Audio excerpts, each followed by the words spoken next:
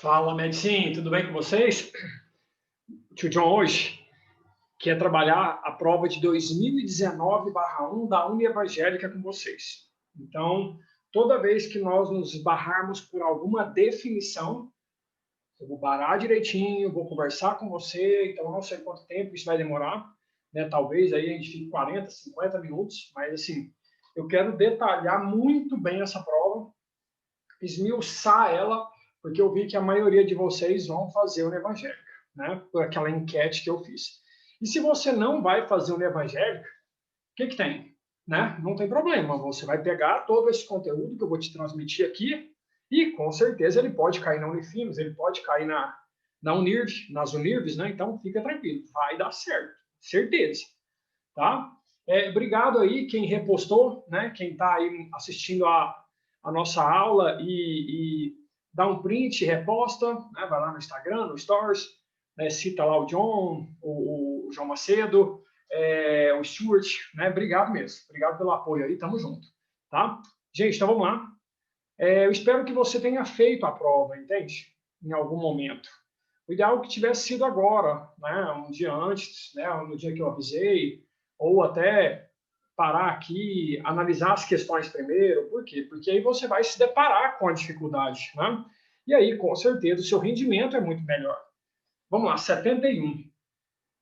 No Brasil, em 2007, foi produzido cerca de 1 milhão de toneladas de plásticos rígidos e filmes, sacolas de supermercado, sendo que 22% desse total foram reciclados e o resto, nada, lixão, né?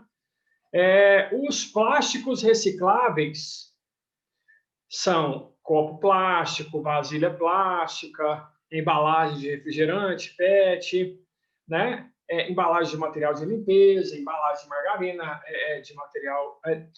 embalagem de margarina, canos e tubos. Devido a esses fatores, pode-se notar que uma grande porcentagem de plásticos torna-se poluente, né? A grande maioria não é reciclada, infelizmente. Que só se desintegram ao ciclo natural ao longo de décadas ou de séculos, né? A maioria desses materiais aí, gente, são derivados de petróleo, tá? Eles não são biodegradáveis. Isso aí vai demorar 200, 300, 400, 500, 600 anos. Então, o ideal para esse material é a reciclagem, né? É fazer ali a coleta seletiva, separar esses plásticos e reciclá-los, né? Ou trabalhar o mesmo fim para ele, entendeu? Era uma embalagem de margarina, vamos transformar ele em uma outra embalagem de margarina. Ou até trabalhar um fim totalmente diferente para ele, certo? Então, assim, para minimizar essa poluição causada pelos plásticos, qual seria uma ação indicada para minimizar o problema, né? Questão de ambiental, então.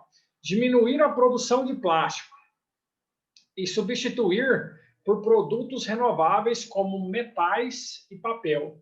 Gente, diminuir a produção de plásticos não é assim. O que acontece? Você fala, professor, vai minimizar. Só que aí, o que é difícil, não é? É difícil você simplesmente diminuir, né? Diminuir a produção, tá? Diminuir talvez aí não seria a melhor ideia. Por quê? Porque isso atingiria diretamente o consumidor final, né? Se você o plástico, ele tem suas qualidades, ele tem a sua leveza geralmente, né? O seu comportamento estável perante alimentos normalmente, né? O preço dele é muito em conta, tá? Então, simplesmente diminuir a produção, né? Não seria a atitude talvez mais inteligente, né? E outra coisa, por produtos renováveis. Quem falou que metal é renovável? Metal é renovável? Metal se renova num tempo hábil? Que conversa é essa? Né? Então, esse item, essa parte final aí é muito errada, né? Incinerar o lixo de modo que várias substâncias, como o gás carbônico e outros gases, retornem. Não. Gente, incineração é o fim para alguns tipos de lixo, tá? Para alguns tipos de lixo, principalmente o lixo hospitalar, aí sim, incinerar para matar ali as bactérias, né, os micro-organismos patogênicos, Aí sim é interessante. Agora, a incineração, ela é um problema no sentido, muitas vezes, de ter que tratar esses gases. Aí ele só fala do gás carbônico, mas a incineração ela gera inúmeros outros gases que são muito tóxicos, que deverão ser tratados. Então, não é uma saída simplesmente começar a incinerar tudo. Reciclar todo o lixo plástico para aumentar a qualidade do produto e facilitar a comercialização. Reciclar todo o lixo plástico seria maravilhoso. Agora, você vai ver que nem todo plástico é reciclável. Tá? Os plásticos tidos como termofixos, a reciclagem deles é muito dificultada. Por quê? Porque eles não amolecem com a temperatura.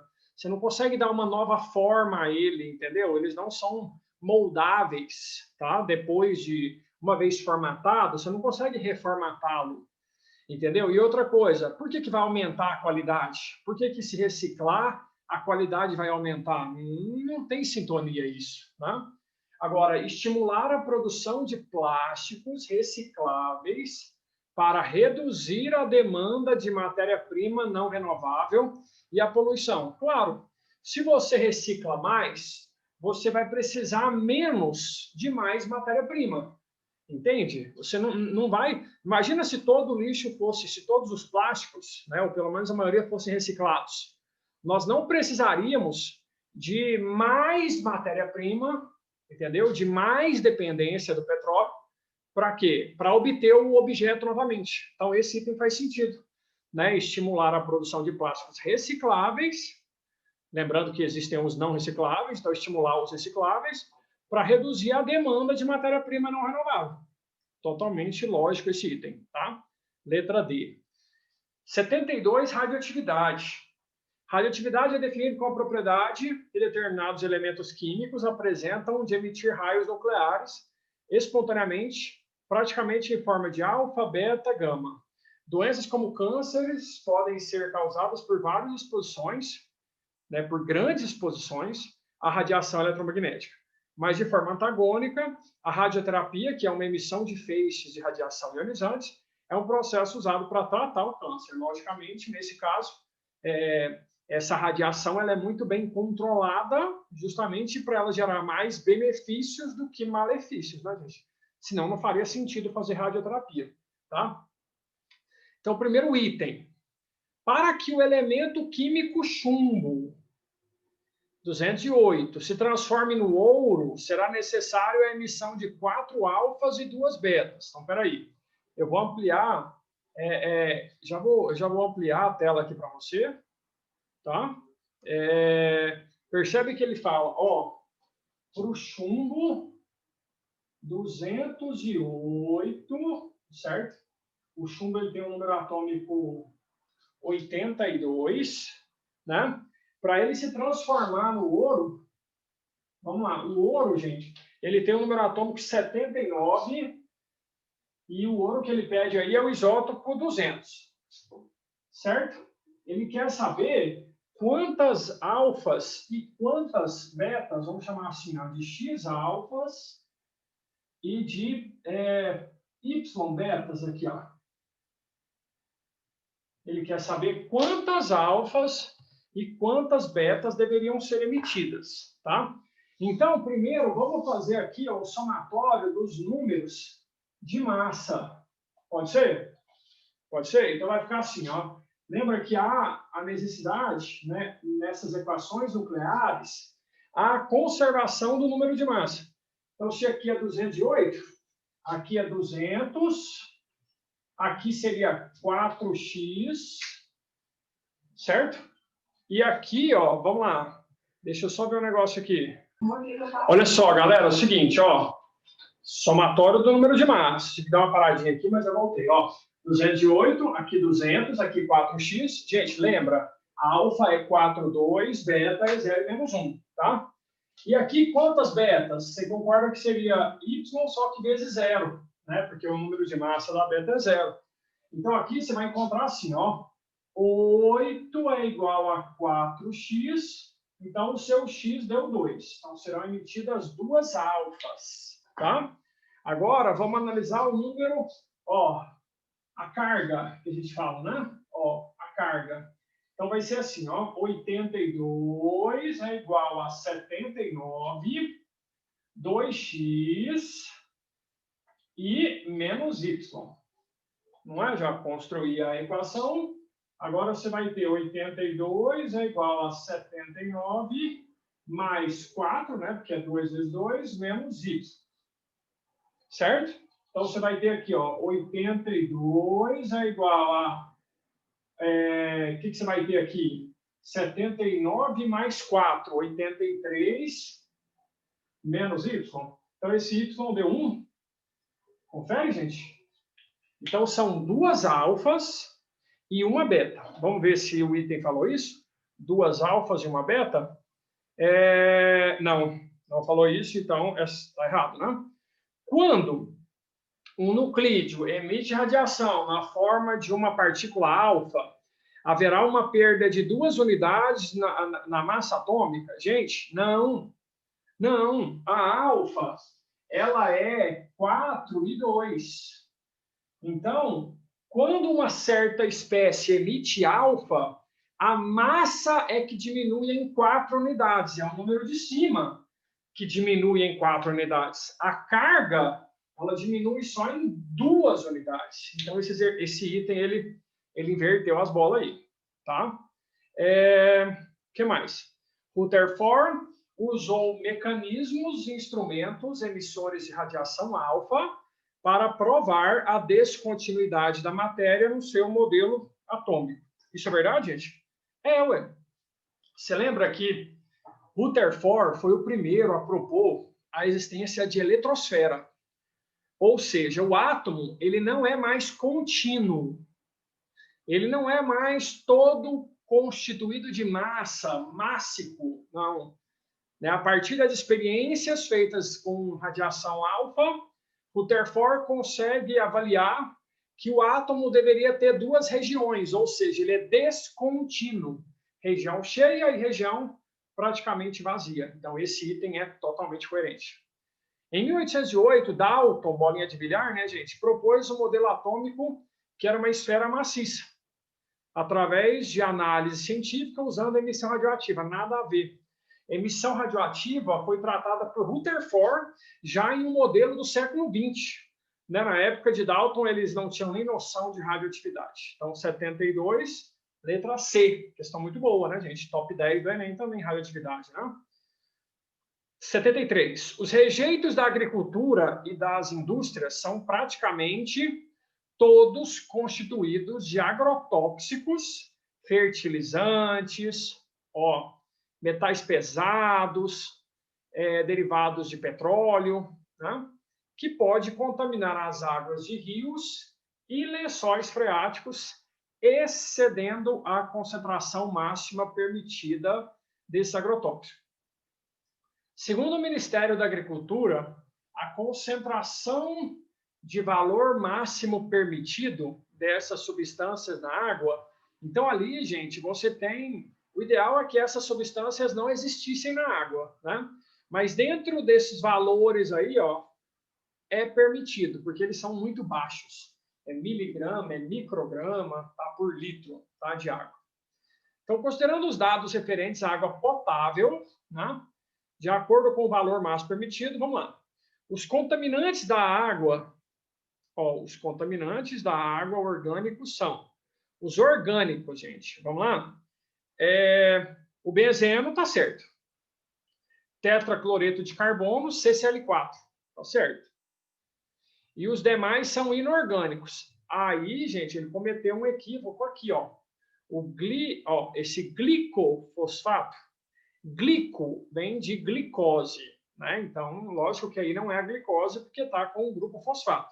Mas isso também é um composto orgânico, entende? Esse prefixo glico aí já nos faz lembrar uma sequência, né? Um conjunto de carbonos. Então, você não precisava ter domínio sobre a fórmula, mas você sabe que esse composto aí ele é um composto orgânico, tá?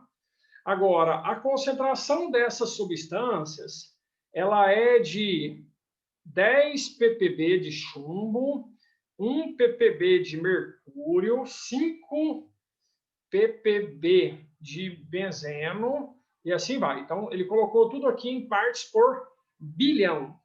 Partes por bilhão. Então, primeiro, a gente vai ter que analisar o seguinte.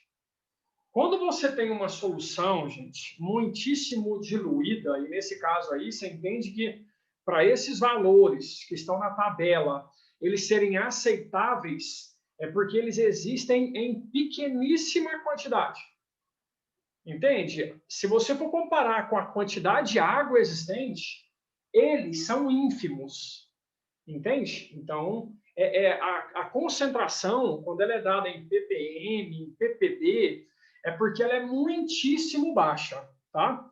Então, uma coisa aqui, ó, que eu quero que você leve para essas provas, onde tem esses contaminantes na água, eu quero que você leve a seguinte leitura, tá? 1 miligrama por litro, 1 miligrama por litro equivale. Isso aqui que eu vou te falar só é válido para soluções aquosas, tá, gente? Tá, isso aqui não vale para uma solução gasosa, por exemplo. Uma solução líquida, né? Uma solução aquosa, uma solução líquida em que o solvente seja água, tá? Aí, isso aqui que eu vou comentar com você é muito importante. 1 miligrama por litro equivale a 1 ppm. É uma parte por milhão, tá? Beleza? Então, isso é muito, muito importante que, vamos lá, toda vez que ele te dá uma tabela de contaminantes presentes na água, você concorda que para isso ser tolerável, esses contaminantes têm que estar em pequeníssima concentração. Beleza? Então, toda solução aquosa, você vai poder usar isso aqui, ó, 1 miligrama por litro equivale a 1 ppm. Agora, se fosse 1 micrograma por litro, aí já é 1000 vezes menor, né? Então, 1000 vezes menor, aí você já está em bilhão. Aí equivale a 1 ppb, tá? Então, quando você vai nessa questão aí, que o exercício, olha aqui, ó. Então, o que é, já de chumbo aqui, ó, vamos analisar primeiro, quando ele fala ali, ó, 0,01 miligrama por litro. Tá? Vamos analisar o primeiro, que aí já facilita para você. Né? Ah, professor, ele falou 0,01 miligrama por litro. Tá. Se você fosse transformar isso aqui para micro, vamos, ó, micro. Mili é 10 a menos 3. Mili, né? Mili é 10 a menos 3. Ó, mili é 10 a menos 3. Micro é 10 a menos 6. Não é? Então, se você tiver aqui, ó, e quer trazer para cá, ou levar para lá. Entendeu? Então, o que você vai poder analisar aqui, ó? Por exemplo, né? Se você tem aqui, ó, 1 miligrama, certo? E aí, olha aqui. Então, o que você tem? Você tem a diferença de 10 a terceira, certo? Então, ó, de miligrama para micrograma, o que você vai ter que fazer? É só você multiplicar por 1000, não é? Então, vai ficar o quê? Ó, vai ficar 10 microgramas por litro, entendeu? Eu só andei as casinhas ali, ó, para a gente brincar aqui agora, ó. E o que é 10 microgramas por litro? 1 micrograma não é 1 ppb? Então, 10 microgramas são 10 ppbs. 10 partes por bilhão, tá? Então, o que ele fala ali? 10 ppb. Tá, peraí, deixa eu resolver isso. Amor, você pode me ajudar ou não? Cadê a mamãe? Por que ela não responde? Não, amor, se você não me ajudar, tá difícil, amor. Você vai gravar o negócio ali, amor. O Guto tá subindo a cada 5 segundos. Pedindo comida, Ela tá com banho aqui. Eu dei tudo pra ele, como não soltar. Não é pra fazer nada antigo. Ela tá com banho aqui na mão, ó. Não é pra colocar o celular. Ele tá fechadinho por causa do negócio que precisa separar. O que ele lanchou hoje? Eu dei tudo sem banana, não vou deixar, não. Se for qual é? Tomou sorvete. Ixi, gordo. Não pisa ali, tá? Pisa lá no sorvete, ótimo. Ele é bebê, pode comer igual um adulto, mais com um adulto, não. Ele tá pra... Nossa, eu ação ali na cama.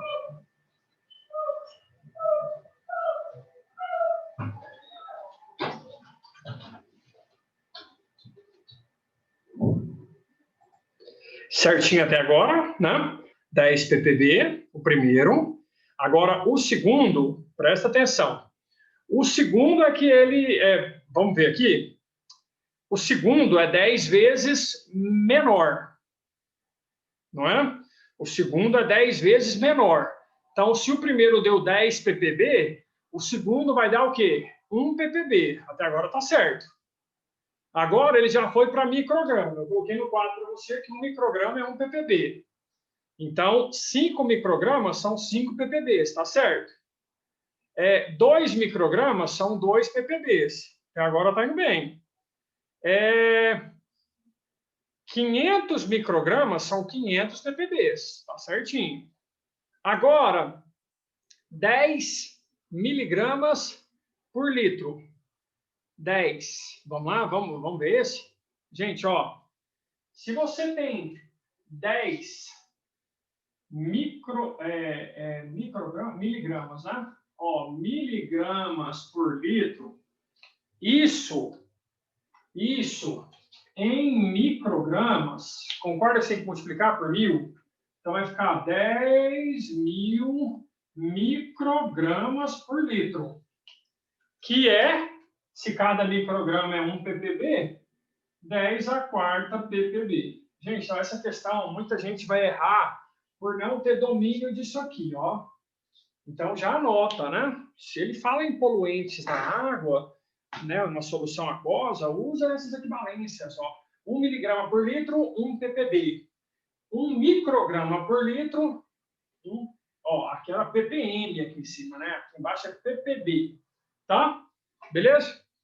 Ok, John. Essa é tensa, hein, gente? Essa foi a mais difícil até agora, né? Aí vamos ver os outros itens. Para preservar a qualidade de recursos hídricos, uma das medidas que deveriam ser tratadas com prioridade é o controle da ocupação urbana em torno dos mananciais. Mas assim, o que esse item ele tem relação com o texto, considerando os dados, entendeu? Então ele quer que você considere esses dados, esses valores permitidos. A letra C, ela ficou um texto solto, entendeu? Ele não está perguntando essa ideia de preservar. Para preservar a qualidade dos recursos hídricos, uma das medidas que deveriam ser tratadas com prioridade é o controle da ocupação urbana em torno dos mananciais. Você concorda que esses resíduos aqui, eles são industriais, não é? Ele não falou aqui, na verdade são rejeitos de agricultura e de indústria, não é de ocupação por casas, uma ocupação urbana em si, entendeu? Então, a própria agricultura, ela já arrasta, né? Ela já acaba gerando uma sobrecarga de poluentes, entendeu? Então, é um item que não faz sentido aqui, né? Quando uma pessoa ingere 2 litros de água por dia, que é o aconselhável, a mesma estará ingerindo 2 vezes 10 a menos 2 miligramas de chumbo. Vamos lá, gente. Se ela toma 2 litros, se por litro tem esse valor aqui, ó, em 2 litros seria 0,02. Então, é esse valor aqui mesmo. Só que isso é em mol. Gente, vamos lá. 0,02 miligramas de chumbo, quando você vai transformar isso para mol, lembra que aqui eu não estou querendo achar só a correta, né, gente? A gente está fazendo um trabalho bem... então, se eu quero passar para mol, esse valor em massa aí, que deu 0,02 miligramas, né, seria em gramas, você vai ter que, esse 0,02 vai ser 10, vai dar 10 a menos 5, não é? Gramas. Certo? Beleza? Que é 2 vezes 10 a menos 2 miligramas em gramas, 2 vezes 10 a menos 5. Tá, a massa molar do mercúrio, eu vou até dar uma olhadinha aqui, ó, é aproximadamente 200, tá? Aproximadamente 2 vezes 10 a segunda. Então, você vai ficar aí, ó, com 10 a menos 7 mols. 10 a menos 7. E ele está falando em 2 vezes 10 a menos 3. Tá? Então, é um item totalmente errado. Então, esse é o gabarito letra B. Você viu que é uma questão que envolve concentração de soluções e envolve também um pouquinho de quantidade de matéria, essa questão de transformar para mol aí. Certo? Questão difícil, né, gente? Questão mais difícil. Talvez se você colocasse errada nas outras, desqualificasse as outras, seria mais fácil para marcar a verdadeira, né?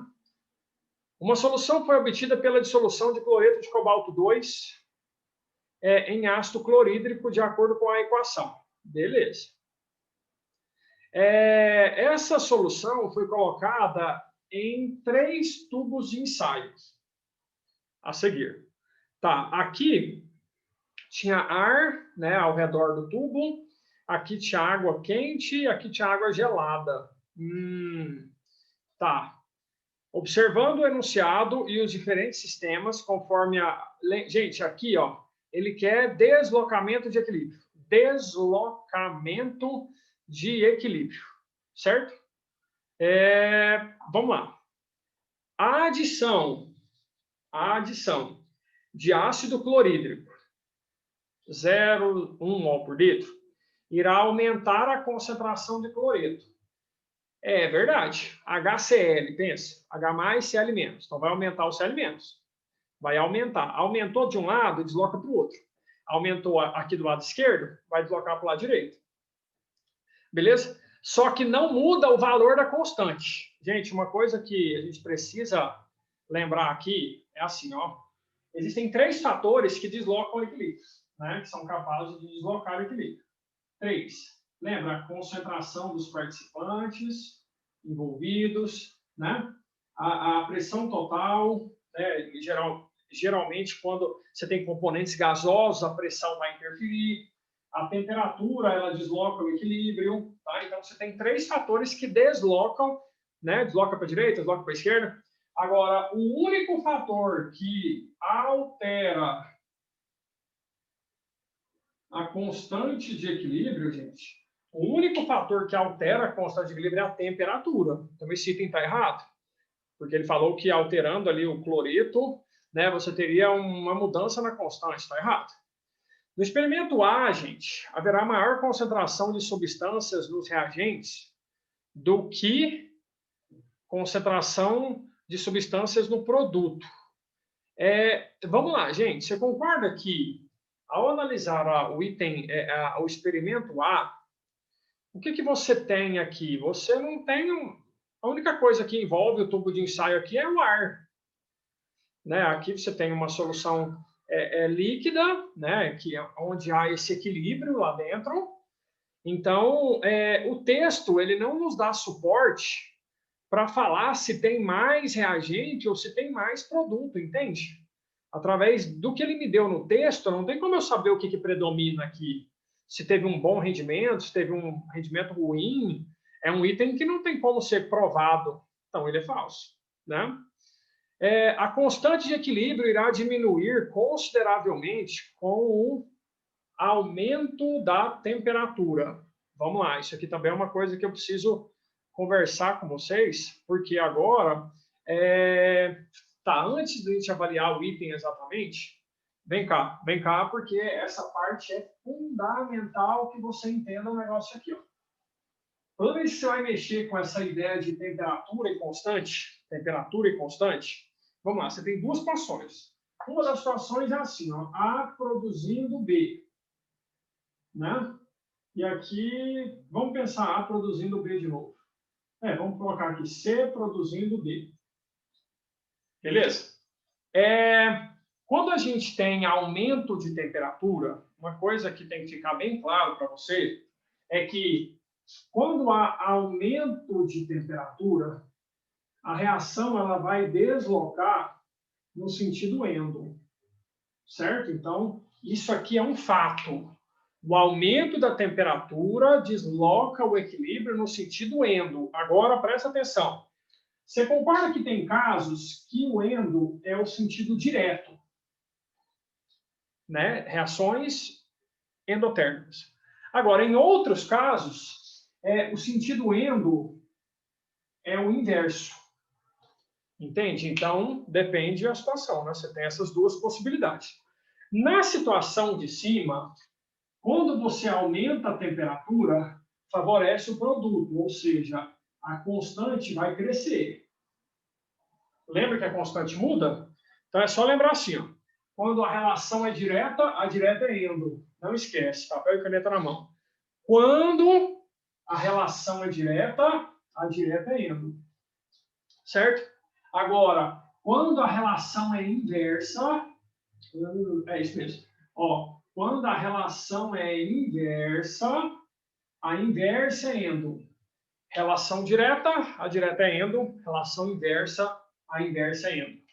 Tá? Então, professor, como que eu aplicaria isso nesse exercício? Olha que legal essa questão. Essa questão, gente, você percebeu que, primeiro, ele está falando que quando a água está quente, o que é? Ó, você está aquecendo e quando você aqueceu, o ambiente ficou azul. Então, vamos lá, eu não vou escrever isso aqui tudo que está aqui no quadro, não, mas eu quero que você entenda assim, ó, rosado e azul. Ali, na questão, presta atenção aqui agora, ó, você não tem ali o reagente e o produto? Não é? Você não tem lá reagente e produto? Então, o reagente é rosa, né? O reagente aqui é rosa, e o produto é o quê? O produto é azul. O produto é azul. Então, presta atenção, ele falou para a gente no exercício que quando aumenta a temperatura, percebeu? Água quente, ficou azul. Ficou azul. Espera aí, gente. Azul não é deslocar para o produto? Sim ou não? Entende isso? Ó, ele falou que à medida que aumentou a temperatura, ficou azul. O que é ficar azul? É deslocar para o produto. Lembra? Aumentou a temperatura, desloca no sentido endo. Então, vamos entender aqui, ó. Aumentou a temperatura, vai deslocar no sentido endo, vai ficar azul. Entendeu? Ah, não. Diminuiu a temperatura, vai ficar rosa. Por quê? Porque diminuiu a temperatura, desloca para o exo, aí fica rosa. Então, nesse caso aqui, você percebeu que a direta é endo? Se a direta é endo, ó, percebe que tem a ver com essa situação aqui, ó? Não é? Direta é endo, relação direta. Ó, então, vamos lá, vamos na alternativa lá, porque também é uma questão bem difícil, né, gente? Ó, vamos entender aqui, ó. Letra C, né? A constante de equilíbrio irá diminuir? Não, a constante de equilíbrio irá aumentar. Lembra? Quando a relação é direta, a direta é endo. Nós concluímos aqui embaixo que a direta é endo, então a constante ela vai aumentar. Letra D, a que sobrou aí, né? O equilíbrio na reação química irá deslocar para a direita, pois o mesmo estará absorvendo o calor do ambiente. Então, olha só, essa é a questão 74, né? O equilíbrio da reação química irá deslocar para a direita, pois o mesmo estará absorvendo calor do ambiente. Esse item não ficou muito bem processado. O ideal era ele ter falado assim, ó, o aumento da temperatura deslocará o equilíbrio para a direita, no sentido de absorver esse calor adicional, né? Que é o que nós analisamos na letra C, né? Aqui, ó, a reação direta, ela é endo, né? Então, é um item aí que não ficou muito bem escrito, mas é o único possível, entendeu? Beleza? 75. A eletrólise é um processo não espontâneo de descarga de íons. Tá, vamos dar uma revisada nisso aqui. Né? Então, ó, já tirou foto desse negócio aqui? Já, primeiro eu te ensinei essa situação geral aqui, e depois eu fui para o exercício, e aí nós percebemos que nesse exercício a lógica é a lógica de cima. Tá? Agora vamos pensar um pouquinho em eletrólise. Ele fala nessa questão de eletrólise aí, que também é um tema muitíssimo cobrado nos vestibulares em geral, né? Que a eletrólise ela tem como fim descarregar os íons. Né? Então, o que seria? Né? Embaçou aí um pouquinho, né? Mas já volto aí. Ó, descarregar os íons é fazer esses íons voltarem a ficar neutros. Certo? Já que está embaçado aí, deixa eu mudar um pouquinho de câmera aqui. Já eu volto para essa. Olha só, é fazê-los ficarem neutros. Então, se você tem um íon positivo, se você tem aqui um cátion, certo? O cátion ele tem que voltar a ser zero. E se você tem um ânion, ele tem que subir até zero. Entendeu? Todo mundo aqui tem que voltar a ser neutro. Não é espontâneo isso, uma forma forçada, tá? O cátion ele tem que diminuir, ou seja, a carga diminuir é reduzir. O ânion tem que aumentar. Quem aumenta, oxida. Certo? Quem reduz, sempre reduz no cátodo. Certo? É Roberto Carlos, ó. Quem reduz, sempre reduz no cátodo. Quem oxida, sempre oxida no ânodo. Quem oxida, sempre oxida no ânodo. E aí, John, o que nós vamos fazer com isso aqui? Nós vamos o seguinte, na eletrólise do NaCl, ó, eletrólise aquosa do NaCl pode-se obter. Gente, aí vamos lá.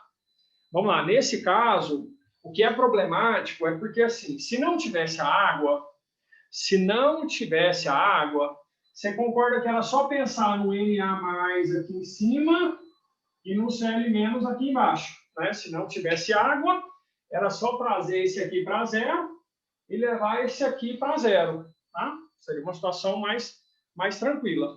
Só que o problema é que quando tem água, toda vez que a eletrólise ela é aquosa, existe uma fila de competição, tá? Ó, que fila é essa? Vamos lá? Uma fila de competição. Por que essa fila de competição? Porque quando você pensa no sal de cozinha, você tem ali o Na+ e o Cl-. Só que aí, como tem água, eu quero que você entenda a água como se você estivesse desmembrando ela assim, ó. Então, se não tivesse água, era tranquilo. Agora, como tem água, então existe uma competição. Quem é o cátion que vai reduzir? Quem é o cátion que eu vou pôr aqui, ó? E quem é o ânion que eu vou colocar aqui, ó? Entendeu? Entendeu? Tá? Então, assim, professor, eu teria que saber essa fila? Sim. Tá? Entre os cátions, como é que é essa fila? Entre os cátions. É assim, ó. 1A, 2A, alumínio, o alumínio, o H+, e os outros. Tá? Então, entre os cátions, essa fila, ela aumenta para cá, ó. Isso aqui é uma ordem crescente de descarga. Uma ordem crescente. Do menor para o maior. Do mais difícil, né, do mais fraco na competição até o mais forte na competição. Então, como aqui tem Na e H, o Na não está aqui atrás? Então, com certeza aqui ó, vai ser o H+, a espécie que ganhou a competição. Agora, e entre os ânions? Entre os ânions, quem é que vai oxidar? Né? Quem é que eu vou pôr aqui, ó, para subir a carga? Nos ânions, você faz assim, ó. Os oxigenados, você deixa aqui atrás. Aí você coloca o OH- E os não oxigenados, que não têm oxigênio, você coloca aqui na frente. Então, quem não tem oxigênio ganha a competição. Então, nesse caso aqui, ó, você concorda comigo que é entre o cloreto e o H-. Então, quem é que vai ganhar a competição? O cloreto, porque ele não tem oxigênio. Entendeu? E aí, o que vai acontecer aqui? Ó, presta atenção. Você vai colocar aqui, ó, o H+, você vai colocar ele aqui, ó. Opa, aqui, né? E o Cl-, você vai colocar ele aqui. Tudo bem? Aí o que vai acontecer? Quando o H+, ele virar H0, ele é diatômico, gente. Tem que lembrar disso, tá? O hidrogênio, na forma neutra dele, ele é diatômico, é um gás hidrogênio. E o cloro, quando ele vira cloro zero também, ele é um gás cloro. Ele também é diatômico. Então, lá no cátodo, você vai formar hidrogênio. E lá no ânodo, você vai formar cloro. E o meio ficou básico, você viu? Ó? O meio ficou básico. Tá? Então, agora a gente consegue matar todos os itens. Ó, se você quiser dar uma analisada, uma fotinha aí e tal. Vamos aqui, ó. Vamos analisar todos os itens aqui. A soda cáustica como produto secundário. Você viu ali que formou soda cáustica. Quando a água se evapora. Não, mas o foco aqui, na verdade... Ó, vamos lá. Na eletrólise aquosa do sal de cozinha pode-se obter soda cáustica? Sim, como produto secundário. Quando a água se evapora. Na verdade, a soda cáustica ela foi produzida, né? Geralmente não é o produto principal, porque os principais são hidrogênio e cloro. Então, assim, mas não depende dessa água evaporar para você produzir a soda cáustica. A soda cáustica já foi produzida. Né? Agora, é lógico que se a água evaporar, aí a soda vai ficar pura ali. Né? Então, é uma questão aí que ficou parecendo que precisa da água evaporar, não é? Para formar a soda. Não, a soda foi formada durante a eletrólise. Sódio metálico no cátodo, gente, o sódio aqui não foi ele que reduziu, não foi ele que descarregou, então esse item está totalmente errado. O gás cloro, sim, ó, só que sobe o NOx. Quando sobe, não é redução, é oxidação, então tá errado ali de novo, beleza? Essa é a 75, né? Nenhum produto secundário, uma vez que a reação será completa.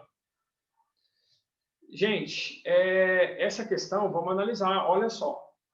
A letra B, ela está totalmente errada. A letra C, ela está totalmente errada. A letra D, ela está totalmente errada. Então, vamos voltar para a letra A. A letra A foi o que eu te falei, ó. Ela não ficou muito bem escrita, mas vamos lá. Forma a soda aqui? Forma. Só que você concorda que enquanto o meio for aquoso, o Na e o OH, eles estão ali, ó. Uou! Agora, à medida que a água começa a ir embora, evapora, né? Imagina ali no ambiente aberto, né, essa água vai evaporando. À medida que essa água vai evaporando, o Na e o OH se combinam e formam o pozinho. Ó, forma o pozinho. Vai cristalizando, vai cristalizando. Então, assim, ficou um pouco ruim a linguagem. Ele podia ter falado assim, ó, foi formado o Na, nessa eletrólise, forma o NaOH, que, para que ele fique ali na forma de cristais, né, de NaOH, de soda, que você compra no supermercado, a água deve evaporar. Beleza. Né? Então, apesar do texto não ter sido o melhor, mas os outros itens, gente, eles estão muitíssimo errados. Né? O sódio metálico aqui não forma sódio metálico. Redução do cloreto? Não, é oxidação do cloreto. Não forma nenhum produto secundário? Não, o produto secundário aqui é o hidróxido de sódio, tá? Então, essa questão aí foi um pouquinho problemática, mas o que interessa aqui é você entender as definições. Beleza aí? Tranquilo? Ó, agora vamos para 76.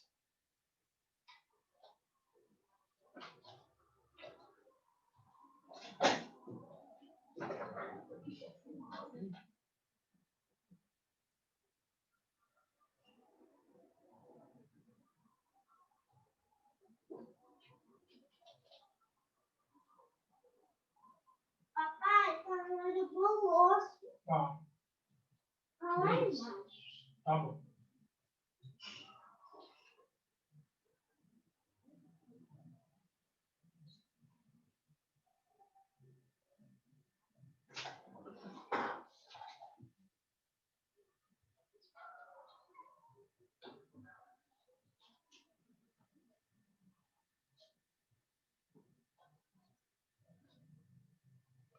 Vamos? Olha só. Em relação aos polímeros, então, polímeros são macromoléculas, né, resultado de uma união, né, de inúmeras moléculas pequenas, dos monômeros. Ok, existe um polímero natural e polímero artificial. Vamos lá, 76 agora. Alguns polímeros podem causar problemas ao meio ambiente por serem derivados do petróleo, que é um recurso não renovável. E aí, gente? Alguns podem causar problemas ao meio ambiente por serem derivados do petróleo, que é um recurso não renovável. Isso faz sentido, né? Tem cara de correto. Vamos analisar os outros? Alguns se acumulam no ambiente, permanecendo durante décadas ou mesmo séculos, sem sofrerem biodegradações. Verdade, não é? Verdade. Podem-se degradarem nos lixões, liberando gases que promovem chuva ácida na reação com a água. Vamos lá. Existem alguns polímeros, principalmente borrachas do tipo vulcanizadas, desculpa, que elas contêm enxofre. Então, ali, esse enxofre, se queimado, né, gente? Aí a preocupação com chuva ácida seria se esse pneu for queimado. Agora, em um lixão, você entende que se você for avaliar esse material aí como um material de difícil degradação, então não faria sentido você avaliar quanto a liberação de gases, né? Porque normalmente o que vai fermentar ali no lixão? É o que tem de matéria orgânica, né? A ação de bactérias ali atuando em matéria orgânica, entendeu? Material plástico, essa degradação é muito lenta. Agora, o que eu estou falando para vocês é se fosse no caso de queima, né? Então, se você pensar no lixão simplesmente como uma fonte de depósito, não tem muita relação com chuva ácida, não, tá? Não tem. O plástico é formado pela polimerização, então, o polietileno. Gente, polietileno, ele é formado pela polimerização do etileno, não tem nada a ver com borracha, não tem nada a ver com butadieno. Você vai pegar o eteno, 2 carbonos, certo? Aí, ó, mais 2, mais 2, mais 2, mais 2, mais 2, mais 2, mais 2, até o polietileno. Vai quebrando a pi, entendeu? Ó, tem uma ligação dupla aqui. Quebra a pi, liga com o vizinho, liga com o vizinho. Então, você vai ligando os tijolinhos de 2 carbonos. Você vai ligando os etenos, ou os etilenos. É um polímero de adição. Não tem nada a ver com borracha, gente. Polietileno não tem nada a ver com borracha. Agora sim, né? Aparentemente, a gente tem 2 itens que têm a ver. Em relação aos polímeros e suas características e propriedades físicas e químicas, verifica-se que alguns podem causar problemas ao meio ambiente por serem derivados do petróleo, que é um recurso não renovável. Alguns se acumulam no ambiente, permanecendo durante décadas ou mesmo séculos, sem sofrerem biodegradação. Aparentemente, os 2 itens falam a mesma coisa, né? Ó, a letra, como é que você vai excluir uma dessas 2 alternativas, né?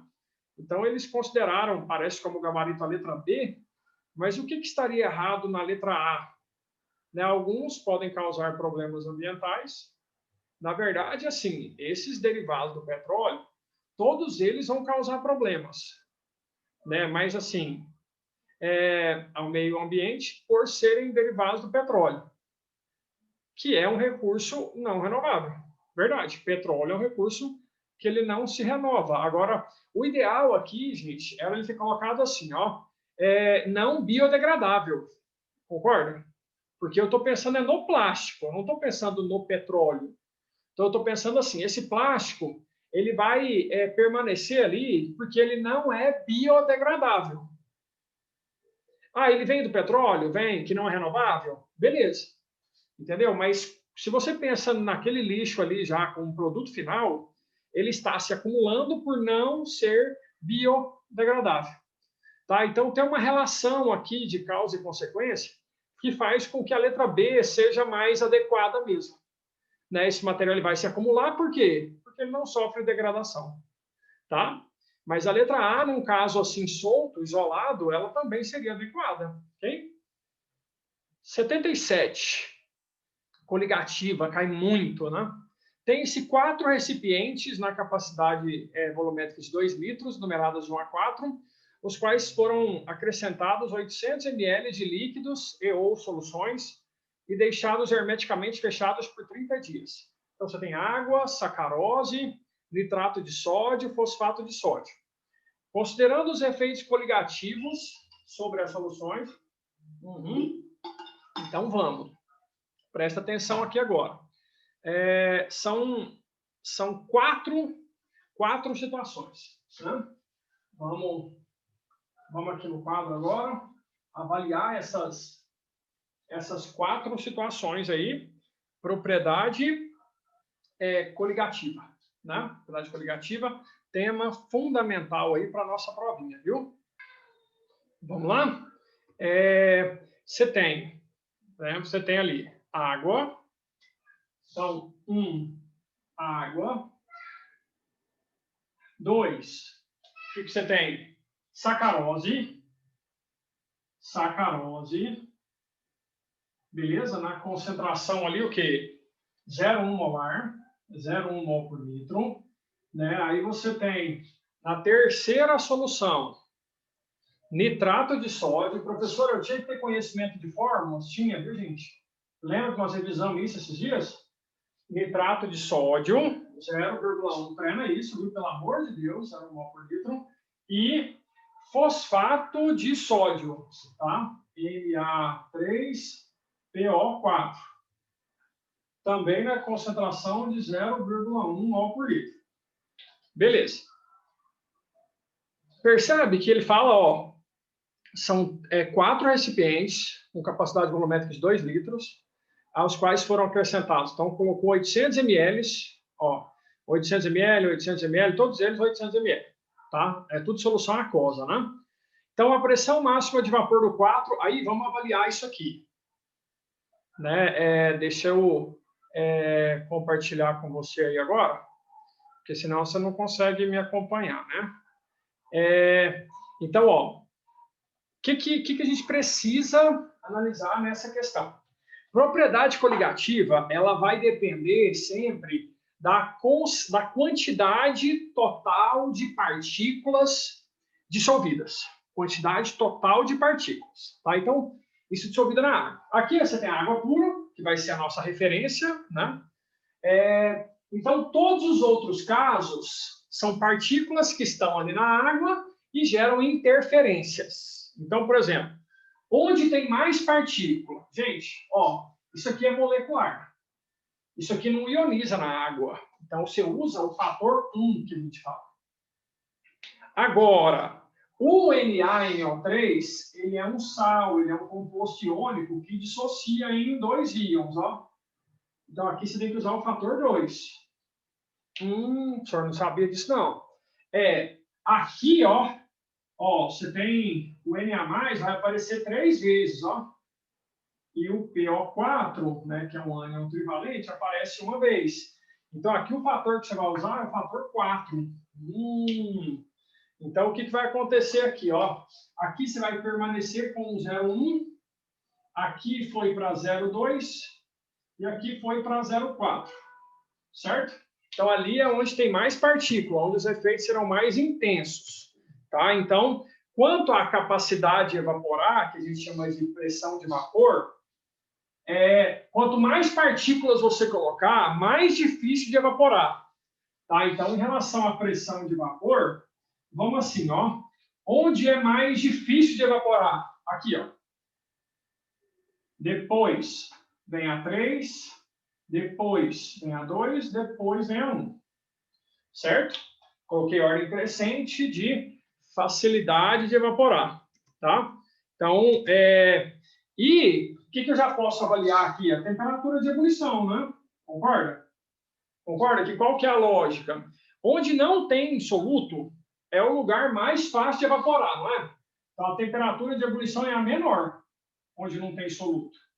Agora, à medida que você vai colocando o soluto, a capacidade de evaporar vai diminuindo, ou seja, a temperatura de ebulição vai aumentando. Ó. Então, essa é a lógica proposta nesse exercício. Viu? Então, o que você vai ter aqui? Ó? Você vai ter assim, ó, a pressão máxima de vapor do 4 é maior? Não, é menor. Essa é a 77, né? A ordem crescente de temperatura de ebulição dos líquidos, ordem crescente de temperatura de ebulição, está errado.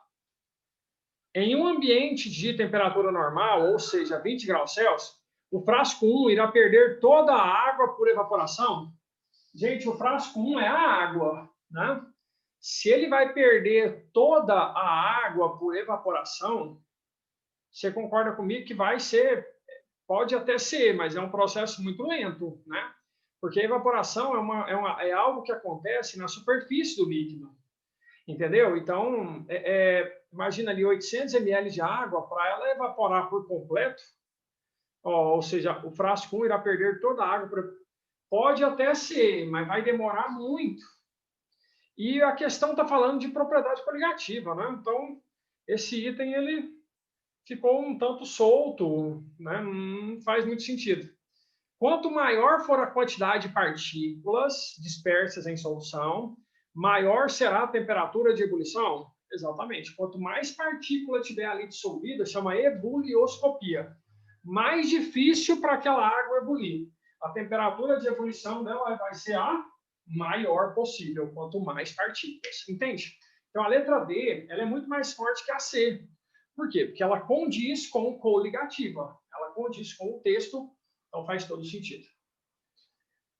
78. A transformação da matéria relacionada ao estado físico depende da propriedade que está relacionada ao estado de agregação, em que a mesma se apresenta comumente. E a mudança de estado físico de uma matéria obedece a essa propriedade. Em relação às propriedades físicas e químicas da matéria, verifica-se que a água, gente, do oceano, as águas do oceano não aumentam. Mesmo recebendo continuamente as águas dos rios, devido à transferência de água para outras regiões pelas marés.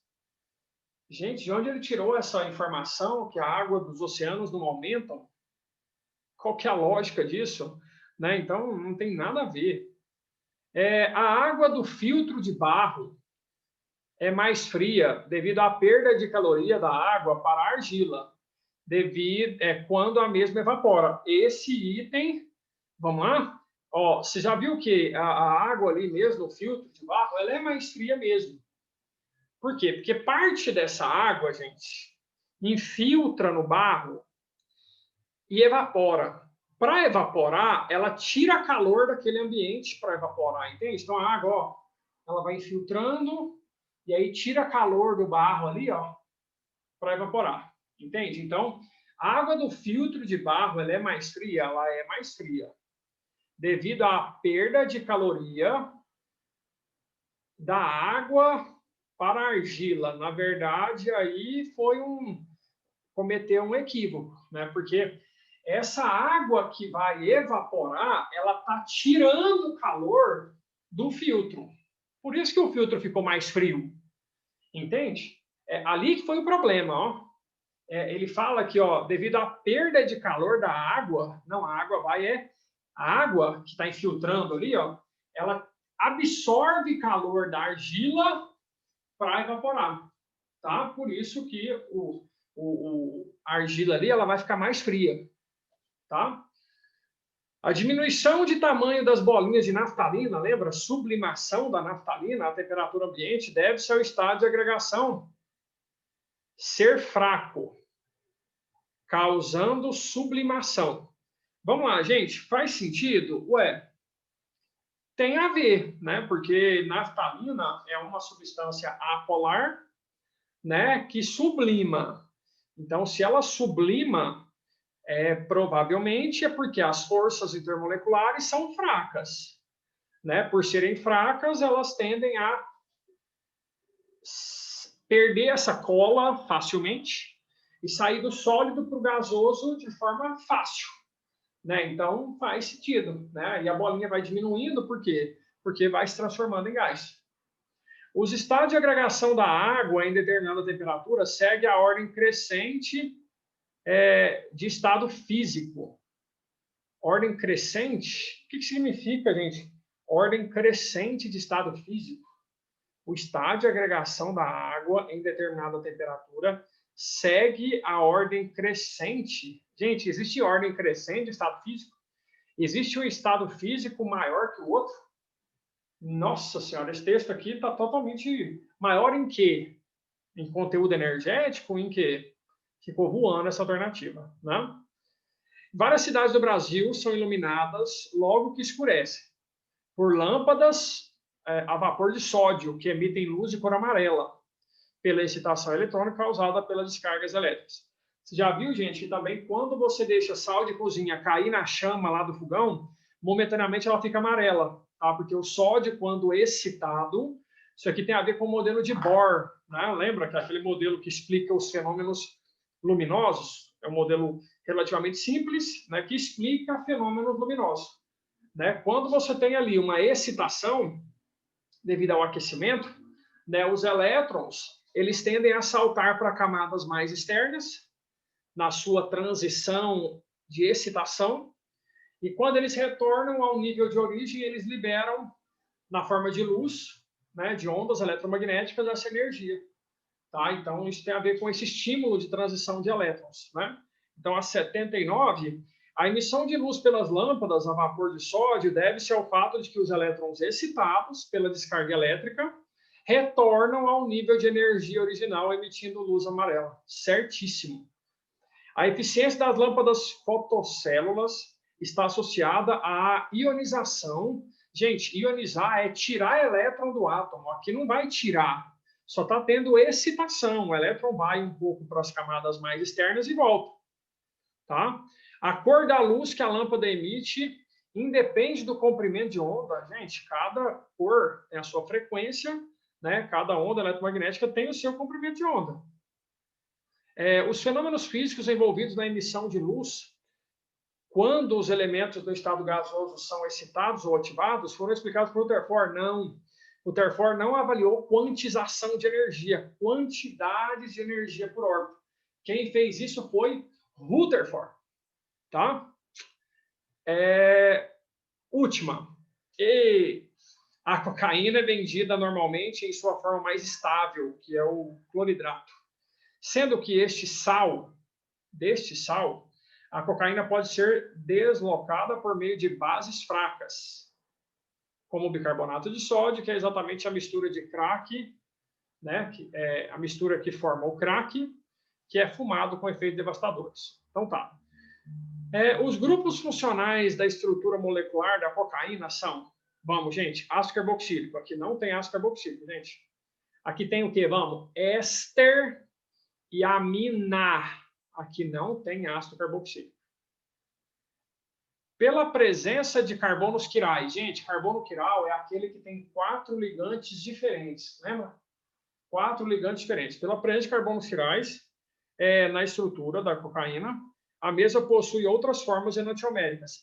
Quando você tem carbono quiral, lembra que aí você pode ter o destrógeno e o levógeno, que são as formas ópticas, são os isômeros ópticos, que a gente chama de enantiômeros. Objeto imagem especular. Né? Então, você percebe que, por exemplo, vamos analisar aqui, esse carbono aqui, ó, vamos procurar aqui algum carbono, esse aqui, por exemplo. ele é um carbono quiral. Por quê? Porque ele está ligado com essa coisa grande aqui, ele está ligado com o H, ele está ligado, quando tem um anel, você tem que analisar o sentido horário e anti-horário. Você percebe que o sentido horário e o sentido anti-horário, eles têm ordens diferentes, sequências diferentes. Então, esse carbono aqui, ó, é um carbono quiral, entendeu? Então, tendo carbono quiral, já tem isomeria óptica, destrógeno levógeno, enantiômeros, certinho. Na estrutura molecular da cocaína, pode-se identificar carbonos com hibridização. Gente, SP é que faz uma tripla ou duas duplas. Não existe isso aqui. Aqui tem carbono SP2, que é aquele que faz uma dupla. Tem, ó. Esse carbono aqui é SP2, ó. Esse carbono aqui é SP2. E os carbonos do anel são SP2. E os carbonos que só fazem simples são SP3. Tá? Então, esse item está errado, porque aqui não tem nenhum SP. O bicarbonato de sódio é uma base inorgânica? Não, gente. Base termina com... base, você usa o termo hidróxido. Hidróxido de sódio, hidróxido de magnésio, hidróxido de alumínio. Essa nomenclatura ato, eto, ito, isso é de sal. O bicarbonato de sódio é um sal. Então, esse item já foi. Certo? Gente, então espero ter ajudado. Percebeu que nessa prova, o que tem aí de mais problemático, né? Vamos lá, radioatividade não é problemático, né? Agora, concentração de soluções dá trabalho, equilíbrio, né? Ele cobrou algo ali bem complicado, tá? Essa prova não foi fácil, essa prova foi tensa. O que mais que ele cobrou? Eletroquímica, cobrou eletrólise, que é uma parte que o aluno geralmente tem, né, uma dificuldade grande. Cobrou coligativa, que está no quadro, né? Essa parte mais análise de quantos íons, também uma questão pesada, e é isso, né? E aí o restante foi mais acessível, né? Vamos pegar aí umas 5 questões mais acessíveis, umas 2 mais ou menos, e aí umas 3 pesadas, tá? Beleza? Espero ter ajudado vocês, tá? Qualquer dúvida pode mandar que o John tá prontinho aí para te ajudar. Tchau! Valeu, gente!